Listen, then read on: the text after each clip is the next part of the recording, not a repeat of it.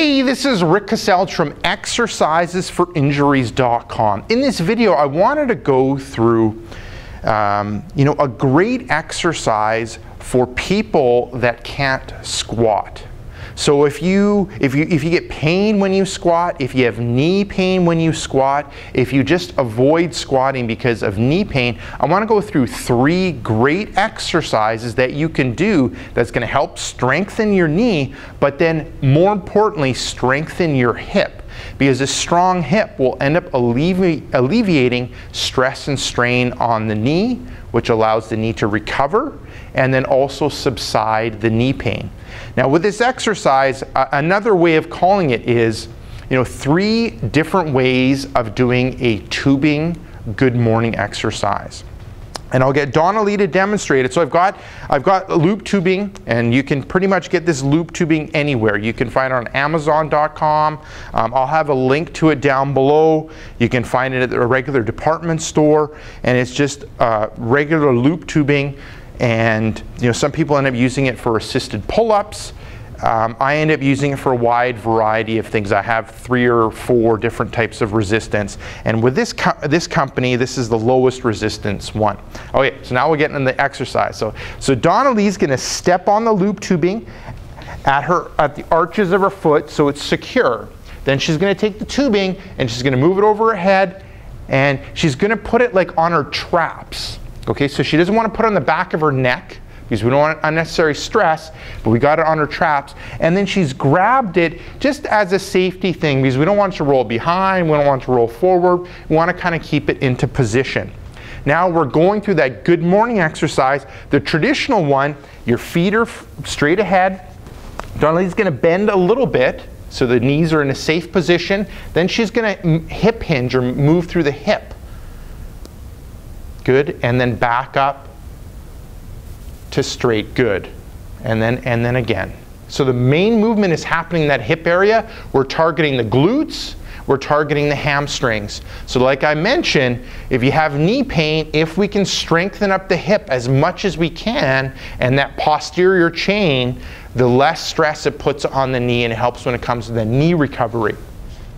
So that first one is the toes pointing straight ahead. Now the next one ends up being bringing the toes out.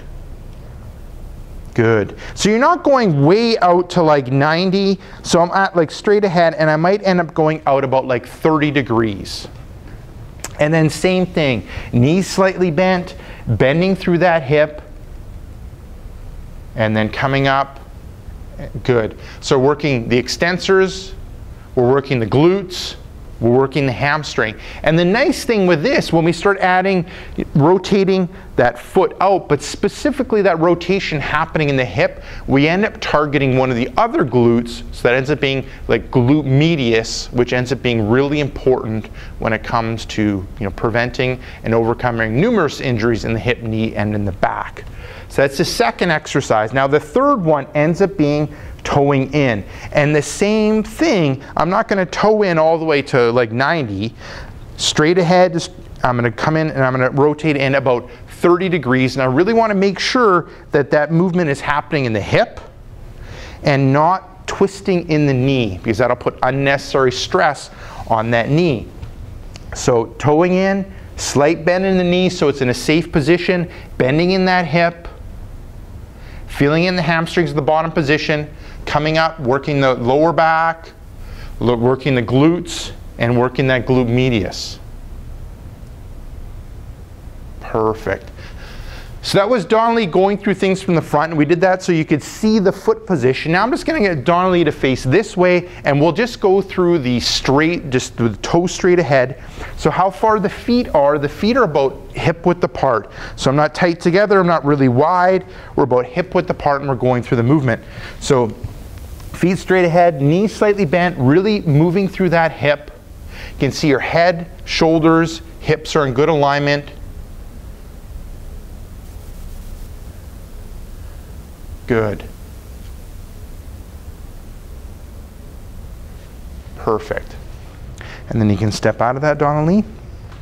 So there you go. That ends up being a great exercise to do if you can't squat or whenever you end up going into a squatting movement or doing squatting exercises, it irritates your knees.